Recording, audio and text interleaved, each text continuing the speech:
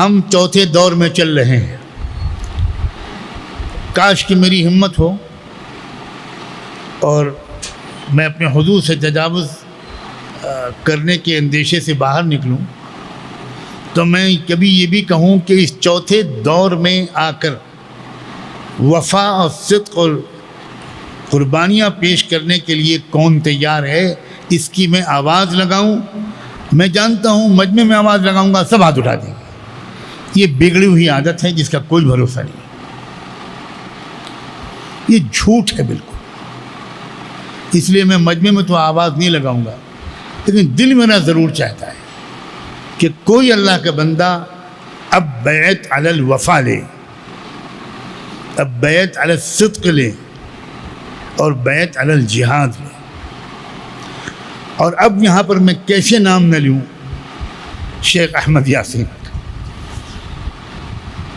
اللہ نے احمد اور یاسین دونوں نام عطا فرمائے اور دونوں ناموں کی تاثیر عطا فرمائی کہ انہوں نے واقعی ان کو اللہ نے ایسے نوجوان دیے جنہوں نے ان سے بیعت علی الوفا کی، جنہوں نے ان سے بیعت علی الصدق کی، اور جنہوں نے اگر بیعت علی الجہاد کی.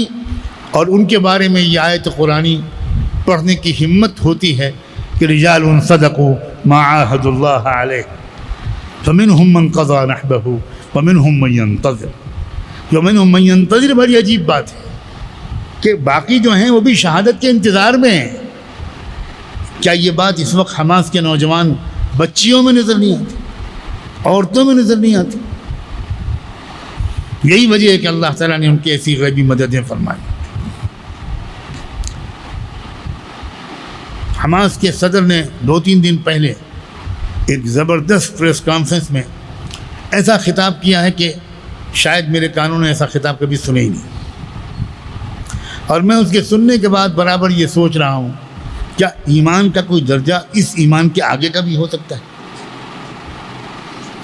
اس نے کہا کہ اللہ کی ایسی غیبی مددیں اور نصرتیں دیکھنے میں آئی ہیں. اس نے کہا کہ ایک بلڈنگ جس میں ہمارا ایک ساتھی آرام کر رہا تھا، زبردست تھکاوٹ کے بعد، اور ڈیوٹی بدلی جاتی ہے اور بھیجا جاتا ہے کہ بھائی تھوڑی دیر آرام کر کے آؤ، دوسرے لوگوں کی باری ہے.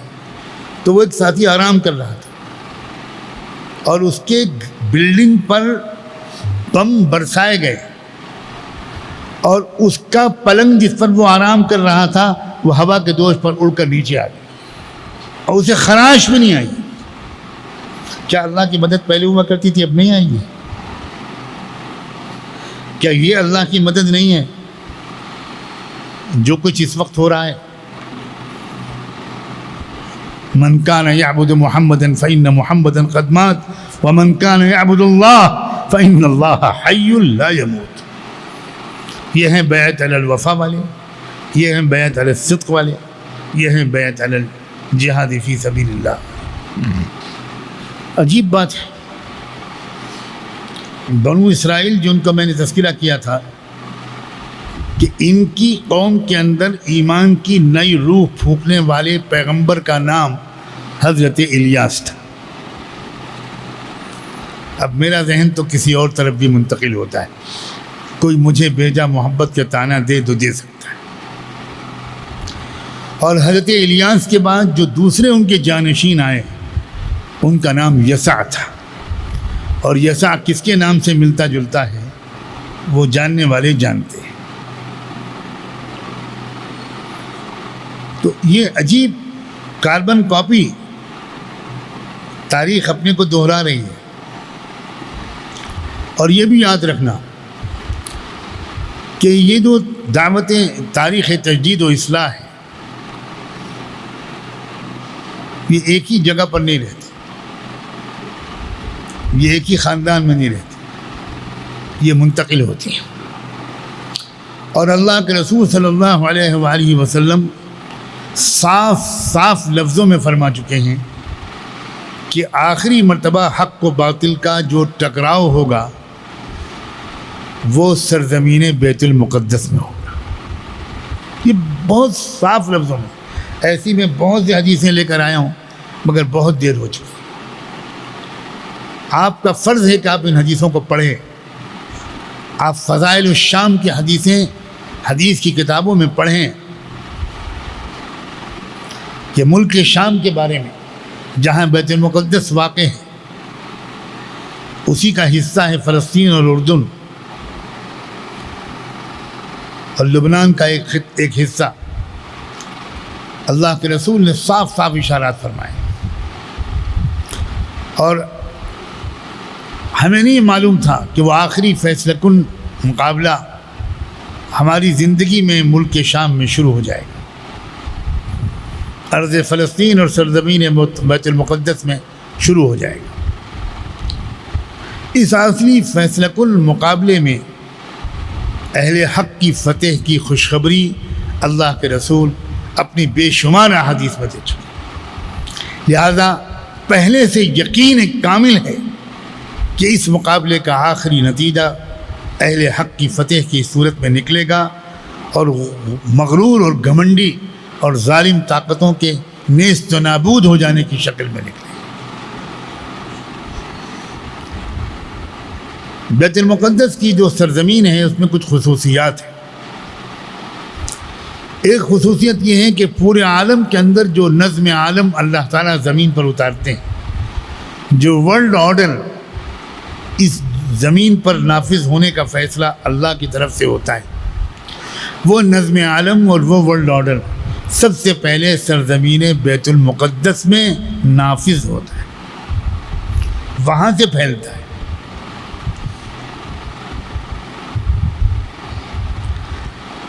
بیت اللہ کو تو اللہ نے بلد امین بنا دیا اور بیت اللہ میں جنگ نہیں ہوگی یہ مقدر کر دیا، اور جنگ کے بغیر نظم عالم نہ درست ہوا ہے نہ ہوگا یہ بھی طے ہے. لہذا میدان جنگ بننے کے لیے اللہ نے بیت اللہ کے بجائے بیت المقدس کو چن لیا. وہاں جنگیں ہوں گی اور وہیں دجال مارا جائے گا، وہیں آخری فیصلہ کن معرکہ حضرت مہدی کی قیادت میں ہوگا، جس کی روحانی مدد کے لیے حضرت عیسیٰ علیہ السلام اللہ کی طرف سے بھیجے جائیں. اس سے صاف معلوم ہوتا ہے کہ مادی عسکری فوجی تنظیم یہ امام مہدی کے ذریعے ہوگی، حضرت مہدی کے ذریعے ہوگی، اور وہ بہت پہلے سے شروع ہو جائے گی. اور آخری فیصلہ کن مقابلہ انہی کی قیادت میں ہوگا. لیکن تمام تر مادی تیاریوں کے ساتھ، جیسے کہ میں نے ابھی کتنی مثالیں دی، چاہے وہ شہاب الدین غوری کی ہوں، چاہے وہ سلطان محمود کی ہوں،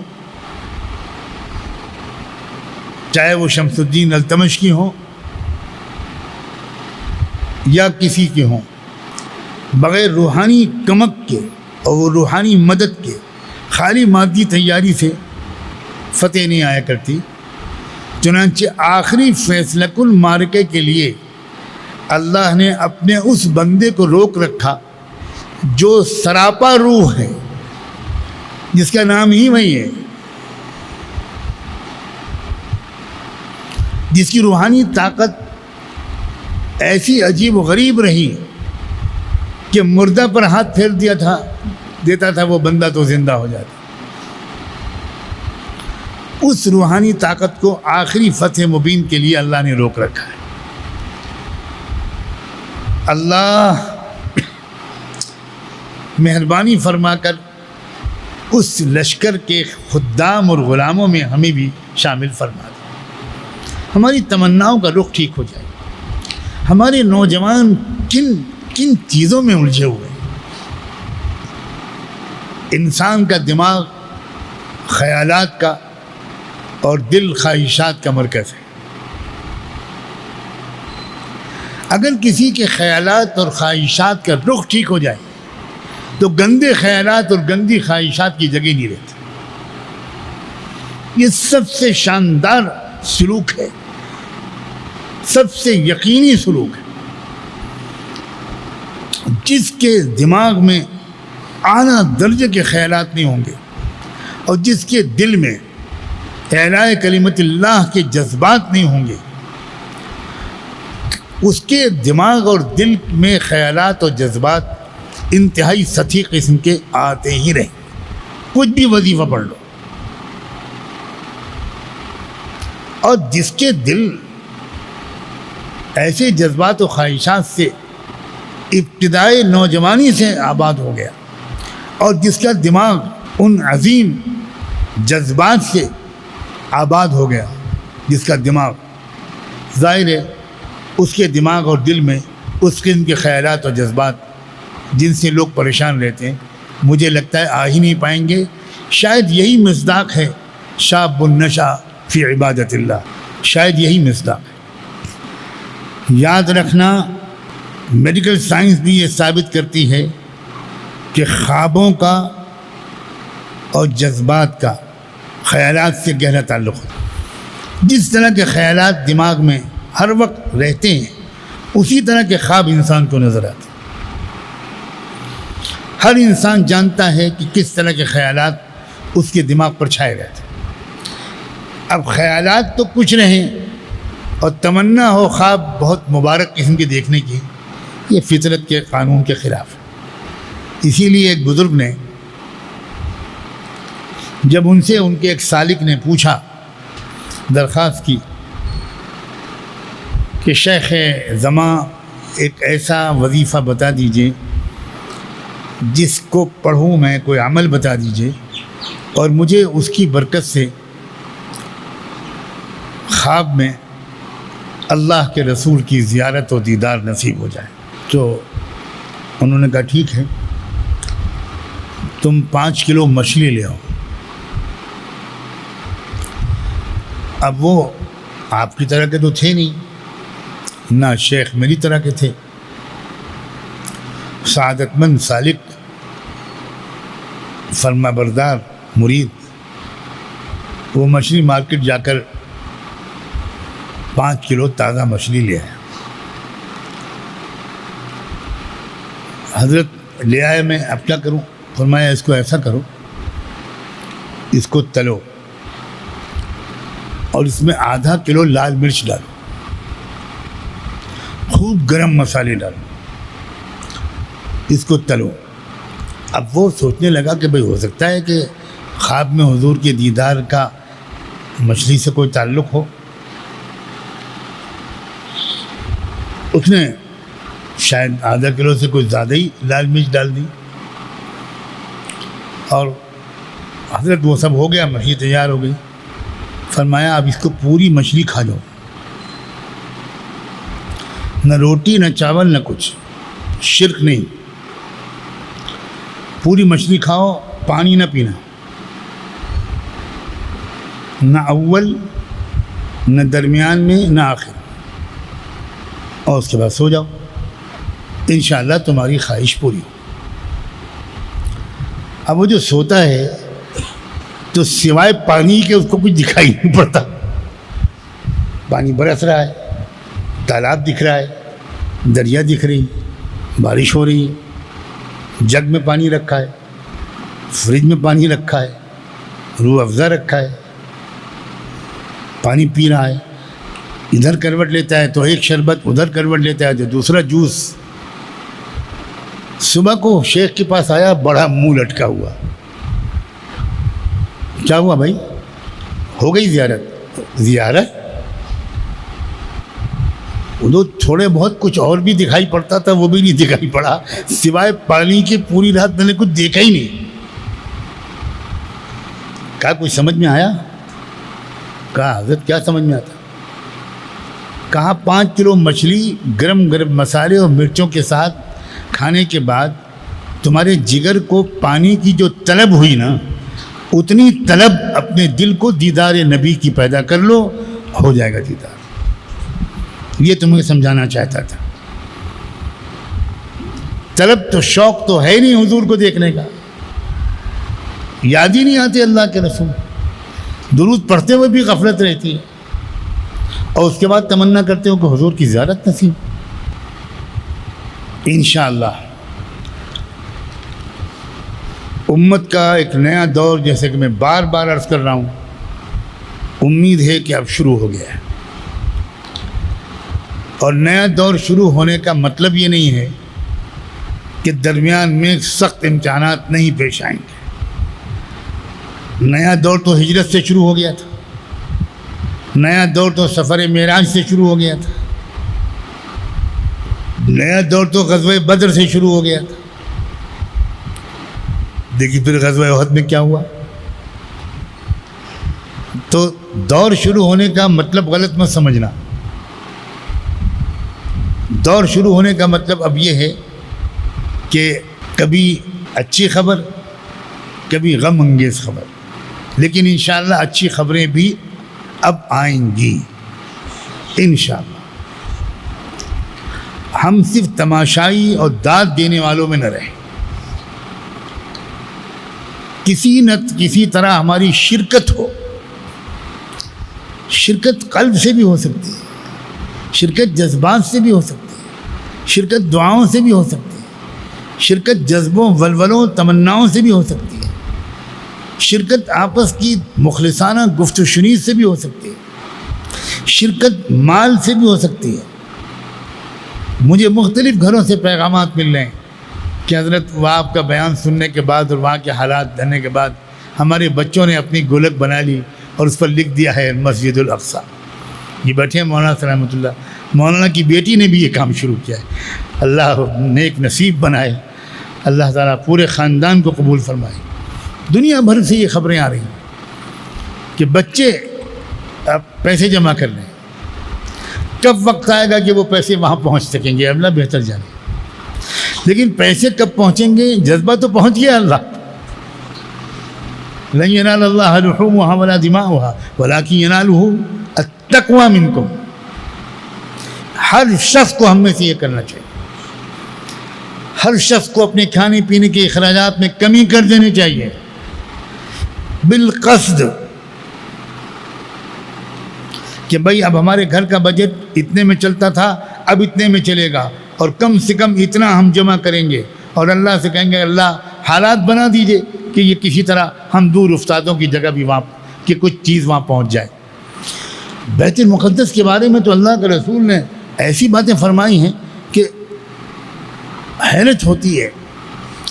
فرمایا کہ دیکھو اگر تم وہاں جا نہ سکو تو مسجد اقصیٰ میں جو چراغ جلتے ہیں ان چراغوں کے لیے تیل ہی بھیج دینا۔ چنانچہ مسجد اقصیٰ میں ایک بہت بڑا کنواں تیار کیا گیا۔ ہمارے مولانا خالد سیف اللہ رحمانی پچھلے سال یا 2 سال پہلے وہاں گئے تھے، اور انہوں نے اپنی آنکھوں سے وہ کنواں دیکھا اور اپنے سفرنامے میں لکھا ہے، اور اس کنویں میں تیل ہی جمع کیا جاتا ہے، اور وہ اوپر جالی بنا دی گئی کہ تیل ڈال دو اور اس سے سپلائی کرتے ہیں وہ، اور اسی تیل کو وہاں پر استعمال کیا جاتا ہے۔ اگرچہ وہاں لائٹوں کا انتظام ہے، لیکن بجلی بہت زیادہ کثرت سے جاتی ہے، اور اس کی وجہ اسرائیل کا پورا نظام ہے۔ تو آج بھی وہاں چراغ جل رہے ہیں۔ اللہ اکبر! یہ نیت کہ اللہ کسی طرح میرا جسم وہاں پہنچ جائے اور کچھ آپ کا دیے ہوئے مال میں سے کچھ حصہ لگ جائے۔ کتنے لوگ ہیں جو کہتے ہیں کہ اب ہم مستقل روزہ رکھیں گے، اور اس لیے کم سے کم ایک وقت کے کھانے کا پورا خرچہ ہم اندازہ کر کے نکال دیں گے اور رکھیں گے اور وہاں بھیجیں گے جب موقع آئے۔ ہمارا ایک نمائندہ مسجد اقصیٰ کے چوکھٹ پر دفن ہے، اس کا نام ہے مولانا محمد علی جوہر۔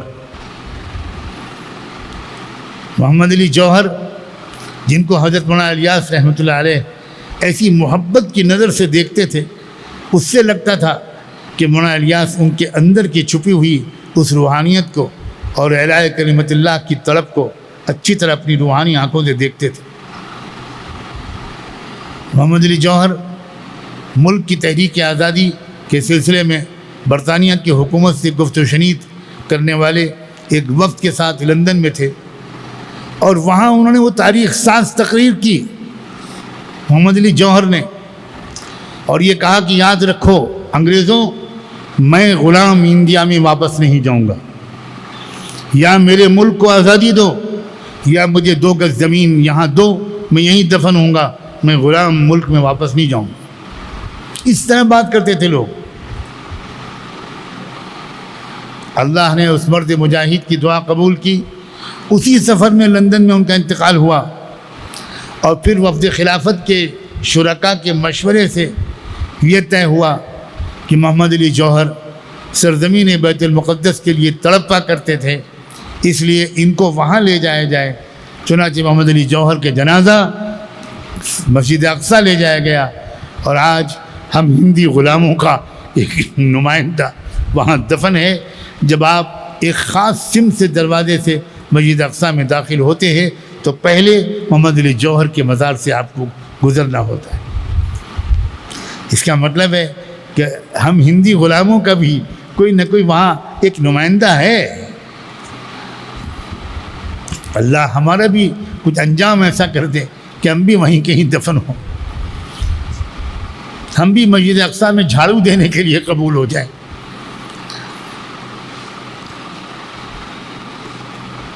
اللہ کے رسول نے یہ ارشاد فرمایا، دیکھو تم میں سے جو شخص بھی مسجد اقصیٰ کے آس پاس کسی ایسی جگہ پر چھوٹی سی زمین لے کر پڑاؤ ڈال سکے جہاں سے بیٹھ کر مسجد اقصیٰ نظر آتی رہے تو ایسا ضرور کرنا، ایسی جگہ زمین کی خرید کر وہاں اپنا چھوٹا سا کچھ گھروندہ بنا کر پڑ جانا تاکہ تم دیکھتے ہی رہو مسجد اقصیٰ۔ کیا برکات ہیں وہاں جو نازل ہوتی ہیں۔ کیوں ایسا ہے کہ اس شہر کا اور اس سرزمین کا ذکر اللہ نے جب بھی قرآن میں کیا ہے 2 لفظوں میں سے ایک لفظ ضرور بولا ہے، یا تقدس والا لفظ بولا ہے الارض المقدسہ، یا قوم ادخلوا الارض المقدسہ التي كتب اللہ لکم، یا لفظ بولا ہے بارکنا حولہ۔ برکت اور مقدس کا یہ لفظ بولے بغیر کہیں بھی قرآن میں سرزمین فلسطین اور سرزمین بیت المقدس کا ذکر نہیں آیا۔ اور کیا وجہ ہے کہ مسجد حرام سے اللہ کے رسول کو لے جانا تو تھا سدرۃ المنتہا تک، وہاں تک جہاں تک جبریل امین بھی نہ پہنچ سکے نہ پہنچ سکیں گے، اور اللہ کی راز و نیاز میں سے گفتگو کرانی تھی اللہ کے رسول کو، قاب قوسین او ادنی۔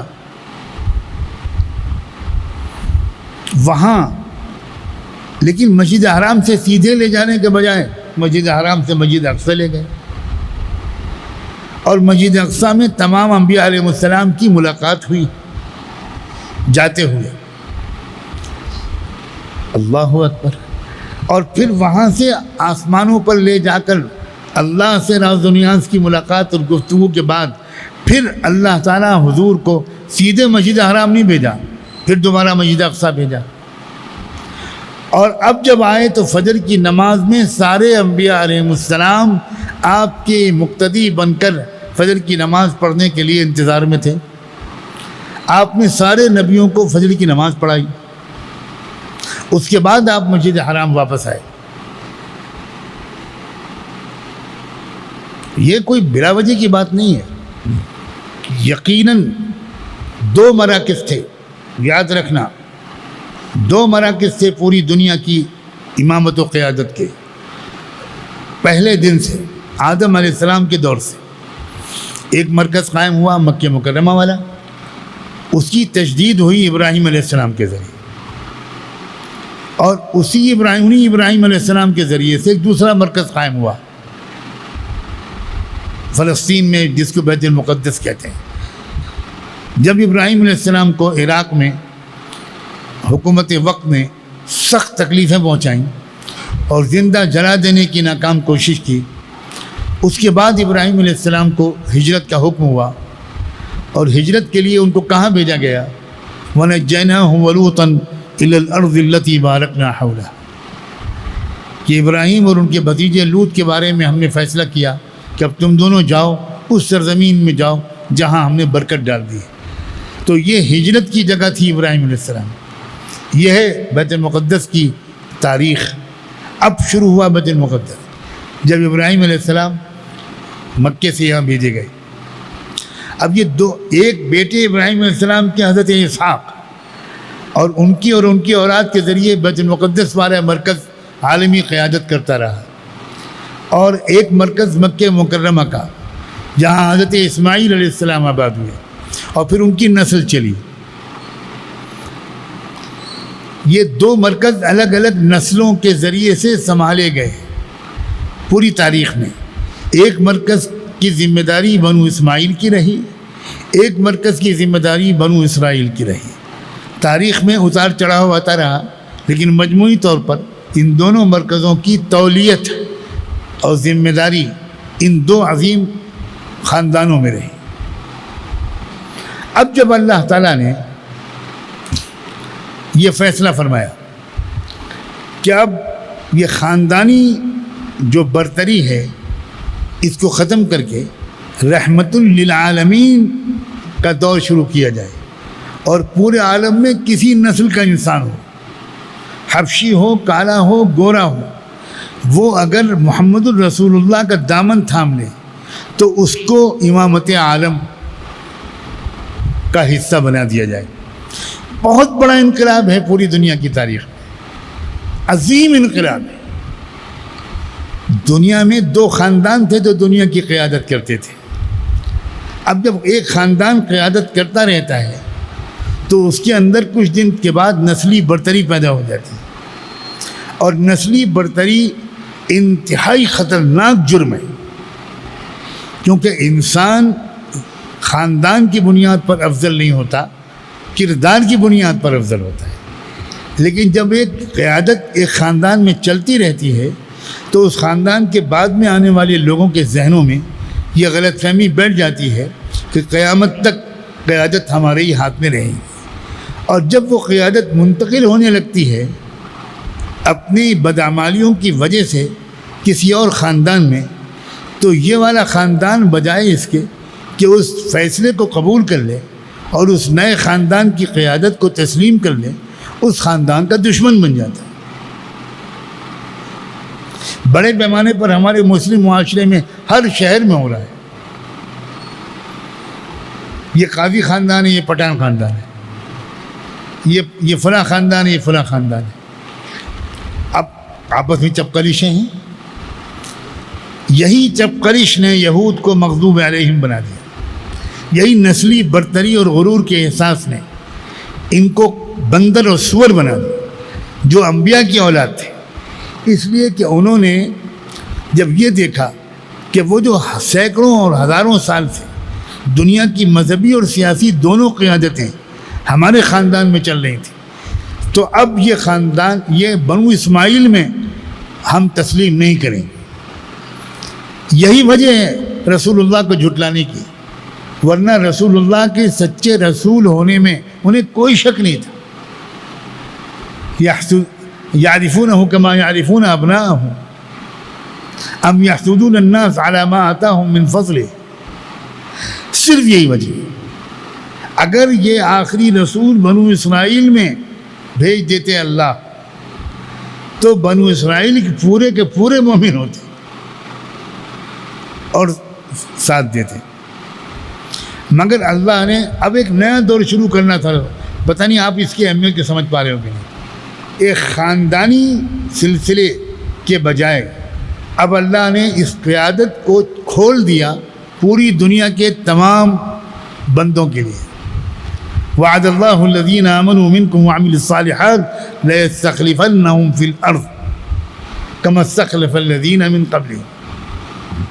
چنانچہ آپ دیکھو اللہ کے رسول کی امت میں جو قیادت آئی وہ قریش کے ہاتھ میں آئی, بنو امیہ کے ہاتھ میں آئی, بنو عباس کے ہاتھ میں آئی, اور اس کے بعد کتنے مملوکیوں کے ہاتھ میں آئی, سلجوقیوں کے ہاتھ میں آئی, عثمانیوں ترکیوں کے ہاتھ میں آئی, بھارت کے ہمارے تاتاری قوم کے ہاتھ میں آئی, خلجیوں کے ہاتھ میں آئی, تغلق خاندان میں آئی, مغل خاندان میں آئی, غوری خاندان میں آئی. یہ تو اللہ تعالیٰ کہ ایک طرف سے اب یہ بالکل سسٹم بدل دیا گیا. اس سسٹم کے بدلنے کو بنو اسرائیل ہضم نہیں کر سکتے, حد یہ ہے کہ بنو اسرائیل یہود تو حضرت عیسیٰ علیہ السلام کو قبول نہیں کر سکے، حالانکہ وہ تھے بنو اسرائیل میں سے، لیکن فرق کیا تھا؟ عیسیٰ علیہ السلام بغیر باپ کے پیدا ہوئے۔ اب یہ بھی اللہ میاں کی طرف سے کوئی حکمت تھی، اور نسب چلتا ہے باپ سے۔ انہوں نے کہا کہ عیسیٰ اگر اس طرح پیدا ہوئے ہم تو نہیں مانیں گے۔ چنانچہ یہودیوں نے تو اتنی بڑی دشمنی کی کہ حضرت عیسیٰ علیہ السلام کو جان سے مار دینے کی پوری تیاری کر لی، مقدمہ چلوایا، سزائے موت دلوائی، رومیوں کی حکومت سے منظوری لی، اپنی شرعی مذہبی عدالت سے عیسیٰ علیہ السلام کو سزائے موت سنوائی، اور پھر اس کو نافذ کرنے کے لیے، کیونکہ جو کرمنل لا تھا اس میں آزادی نہیں تھی، شرعی عدالت آپ کا کوئی فیصلہ کرے یہاں تک اجازت تھی رومن حکومت کی طرف سے، لیکن یہ تھا کہ کرمنل جو کیسز ہوں گے ان میں جو فیصلہ سنائے گا آپ کا شرعی مذہبی جج، اس کو نافذ کرنے کے لیے ہماری جو سیکولر عدالت ہوگی یا جو سرکاری عدالت ہوگی اس کی تصدیق لازمی ہوگی۔ تو یہودیوں نے یہ تک کامیابی حاصل کر لی کہ ان کی جو سول عدالت تھی اس سے انہوں نے اس کی منظوری بھی حاصل کر لی۔ اب گویا عیسیٰ علیہ السلام کو سزائے موت دینے میں کوئی رکاوٹ نہیں تھی۔ یہ تو اللہ تعالیٰ نے عجیب و غریب طریقے سے وما قتلوہ وما صلبوہ ولکن شبہ لہم، وہ کچھ نہیں کر پائے اور عیسیٰ علیہ السلام کو اللہ نے زندہ اٹھا لیا۔ تو عصبیت کی انتہا یہ ہے کہ اگرچہ وہ بنو اسرائیل میں سے تھے لیکن ان کو بھی تسلیم نہیں کیا، اور اس پر بھی اعتراض ہوا کہ اگر ہم آپ کو نہیں مان رہے تو آپ ہم کو چھوڑ کر یہ دبے کچلے لوگوں کے پاس کیوں جا رہے ہیں؟ فلما احس عیسیٰ منہم الکفر قال من انصاری الی اللہ قال الحواریون نحن انصار اللہ۔ تو یہ جو اونچے خاندان کے لوگ تھے انہوں نے خود بھی نہیں مانا، اور جب عیسیٰ علیہ السلام اس نتیجے تک پہنچ گئے کہ ان کا غرور اس حد تک پختہ ہے کہ یہ نہیں مانیں گے، تو انہوں نے اب مخاطب بنانا شروع کیا ان لوگوں کو جو مختلف پیشے میں لگے ہوئے تھے، کپڑے دھونے والے دھوبی برادری، ان کو مخاطب کرنا شروع کیا، اور انہوں نے جواب دیا کہ ہاں ہم قبول کرتے ہیں آپ کی بات۔ انہوں نے ساتھ دیا، نحن انصار اللہ۔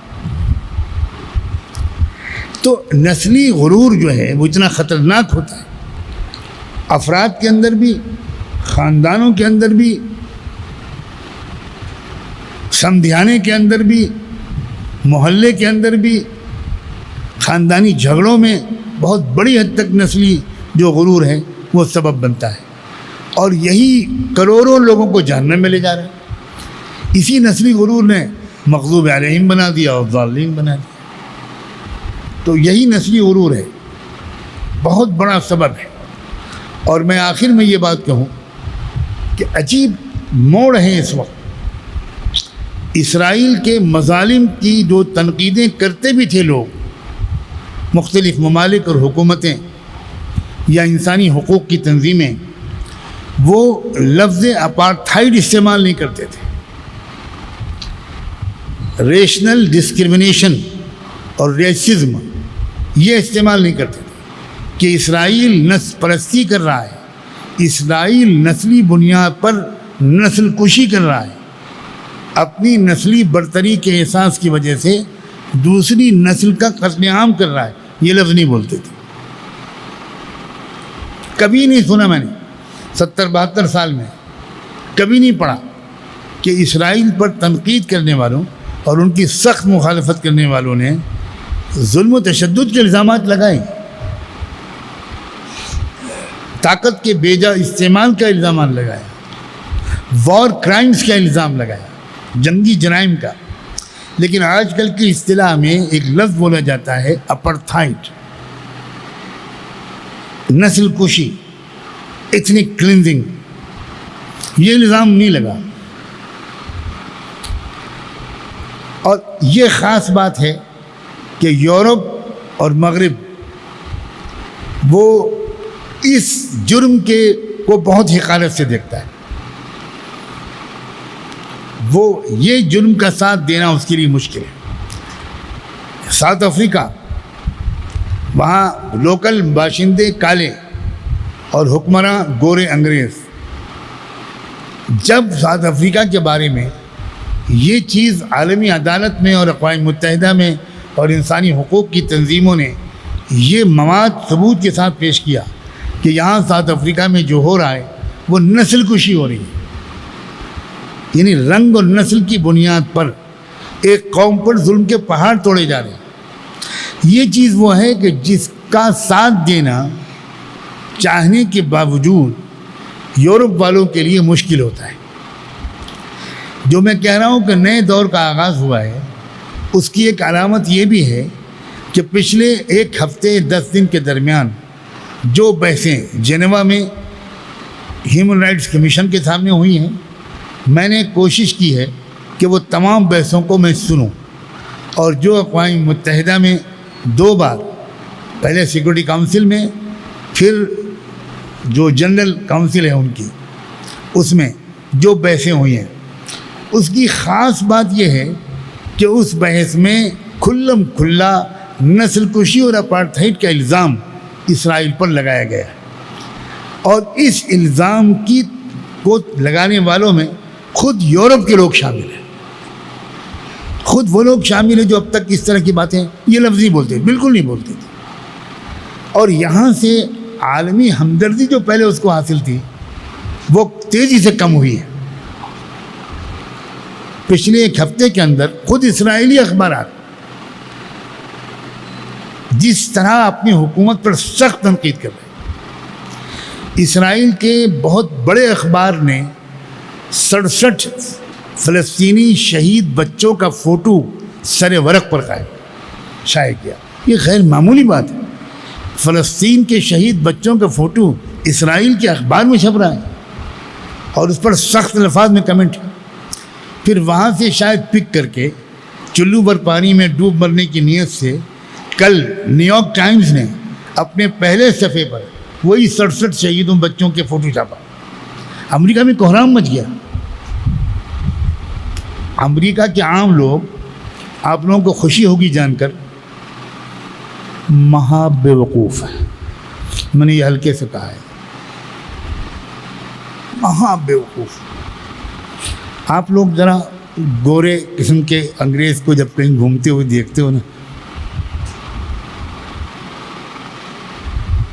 بہت جینٹل مین انگریز، حالانکہ انشاءاللہ وہ مہا گدھا ہے. میں وہاں واقعی جب پہلی بار گیا تھا تو یہ سمجھا تھا امریکہ. پھر میں سچ کہتا ہوں، ہمارے لکھنؤ کے قریب ایک قصبہ ہے کرسی، بیوقوفوں کا مسکن کہلاتا تھا. اور لطیفے ہر علاقے میں دیکھو اظہار ہنس رہا ہے اس لیے کہ یہ کرسی کو خوب جانتا ہے. تو بیوقوفوں کے کچھ علاقے مخصوص ہوتے ہیں. آپ کے صوبوں میں بھی ہوں گے، ذرا مجھے لکھ کے دے دینا تاکہ میں ان کا بھی نام نامی بھی لے لوں. آپ کو شکایت نہ ہو کہ آپ نے ہمارے صوبوں کا، اور ہو سکتا ہے وہ آپ ہی کا وطن ہو، یہ بھی تو مسئلہ ہے. یا میکہ ہوگا یا سسرال ہوگا، اور یہ بھی ہو سکتا ہے کہ دونوں ہو. تو واقعی امریکہ کے عام لوگ اتنے بیوقوف ہیں، بے خبر ہیں، ان کو بہت جان بوجھ کر بے خبر رکھا گیا ہے. عالمی حالات سے ہمارے بھارت کے وہ لوگ جو مزدوری کرنے کے بعد شام کو ہوٹل میں بیٹھ کر کالی چائے پیتے ہیں، وہ بھی عالمی حالات سے زیادہ واقف ہیں امریکہ کے لوگوں کے مقابلے. اور ہمارے ملک میں تو ماشاءاللہ ہر دیہات میں اقوام متحدہ کے صدر موجود ہیں. اور وہاں کے لوگ وہ پوچھتے تھے مجھ سے، یہ دلی کہاں ہے، بنگلہ دیش میں کہاں ہے، وہ نہیں پتا. اکثر لوگوں کو انہوں نے بیوقوف رکھا، جان بوجھ کر رکھا. وہاں کے اخباروں میں ہمارے آپ کے ملک کی بڑی سے بڑی خبر کی جگہ نہیں ہوتی. اور بلی کی سالگرہ ہے کلنٹن کی بلی کی، اس کی خبر بہت بڑی ہوتی ہے. یہ اس طرح انہوں نے اپنی قوم کو بے خبر رکھا ہے. اب یہ مت سمجھو کہ سارے لوگ اسلام دشمن ہیں، انہیں خبر ہی نہیں ہے. انہیں اتنا ہی معلوم ہے جتنا ان کے لوگ ان کو بتانا چاہتے ہیں. ان کو یہ بتانا چاہتا ہے کہ اسرائیل کی زندگی کا جیلن کر رکھا ہے ان لوگوں نے. اچھا خاصا ڈیموکریٹک ملک ہے، الیکشن ہوتا ہے، سوورن کنٹری ہے، دستور ہے، پارلیمنٹ ہے، کورٹ ہے، عدالت ہے، اور اس کو جینے نہیں دیتے بدماش دہشت گرد. وہ بیچارے یہی جانتے ہیں. پہلی بار یہ ہوا ہے کہ وہاں کی زمینی سچائی اور اسرائیل کے بربرک اقدامات اور دہشت گردانہ کارروائیاں پورے عالم میں لوگوں میں پھیلی. پہلی بار نیو یارک ٹائمز مجبور ہو گئے، وہ کبھی نہیں چھاپتا. واشنگٹن پوسٹ اور نیو یارک ٹائمز جو دو بڑے اخبار ہیں وہاں کے، لیکن وہ مجبور ہو گئے. اب جب شہید بچوں کے فوٹو دیکھے تو امریکہ میں تو کوہرام مچ گیا کہ بھئی آپ کو فوجی کارروائی کرنی چاہیے تھی. آپ ان کے فوجی اڈوں پر بم برساتے، آپ حماس کے مجاہدین کو مارتے، آپ ان کی قیادت کو مارتے. یہ بچوں نے کیا بگاڑا تھا؟ ننھے منھے معصوم بچے، اور ان کو آپ مار رہے ہیں، عورتوں کو مار رہے ہیں، بوڑھے لوگ مار رہے ہیں. یہ کیا طریقہ ہے؟ اب ایک رائے عامہ ان کے خلاف بن رہی. یہ بھی من جانب اللہ علامتوں میں سے ایک علامت ہے کہ حالات اب کچھ اور رخ پر بھی چلیں گے.